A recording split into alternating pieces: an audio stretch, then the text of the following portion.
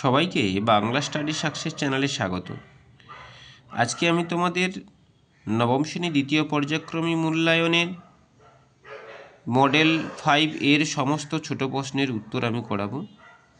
প্রথম প্রশ্ন দেওয়া রয়েছে এমসিকিউ প্রশ্নের উত্তর।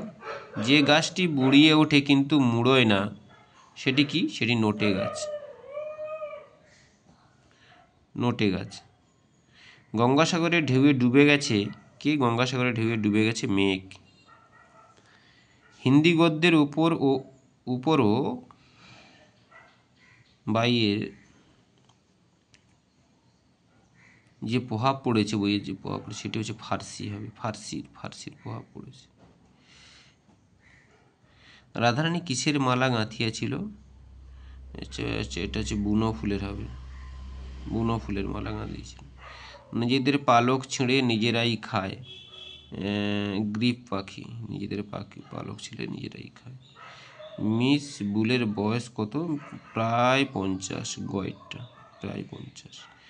প্রফেসর শঙ্কু পাখি পোড়ানো যন্ত্রটির নাম কি? অর্নিথন যন্ত্র। খয়েরটা অর্নিথন যন্ত্র। পরের প্রশ্ন উত্তর দেখতে পাচ্ছি।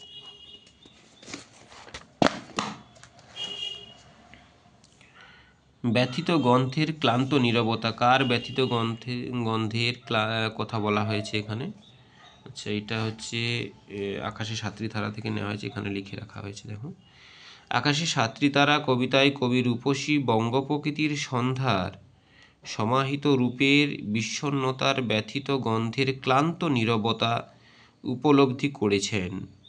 চাল ধোয়া ভিজে হাত, কিশোরের পায়ে দলা মুথা ঘাস এবং লাল বট ফলের ব্যথিত গন্ধের ক্লান্ত নীরবতা উপলব্ধি করেন। এটা হচ্ছে দ্বিতীয় প্রশ্ন রয়েছে। আবহমান কবিতায় কবি কোথায় গিয়ে দাঁড়াতে বলেছেন?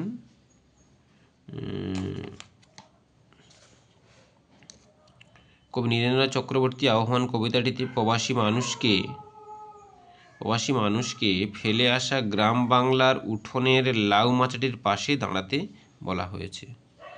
আবারও বলছি, কবি নীরেন্দ্রনাথ চক্রবর্তীর আবহমান কবিতাটিতে প্রবাসী মানুষকে ফেলে আসা গ্রাম বাংলার উঠোনের লাউ মাচাটির পাশে দাঁড়াতে বলা হয়েছে।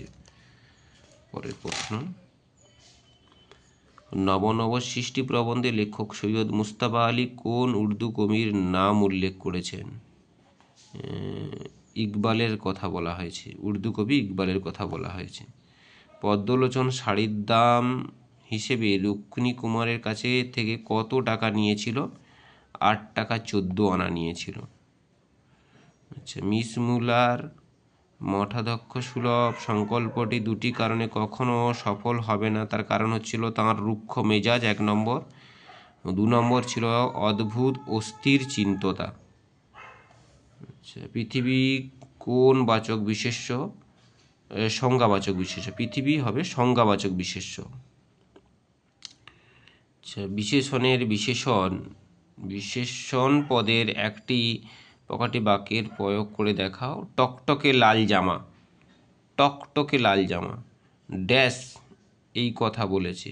কে এই কথা বলেছে? প্রশ্নবোধক বাক্যে সর্বনাম প্রয়োগ করে। এই ছিল দ্বিতীয় পর্যায়ক্রমী মূল্যায়নে নবম শ্রেণী বাংলার মডেল 5 এর সমস্ত ছোট প্রশ্নের উত্তর।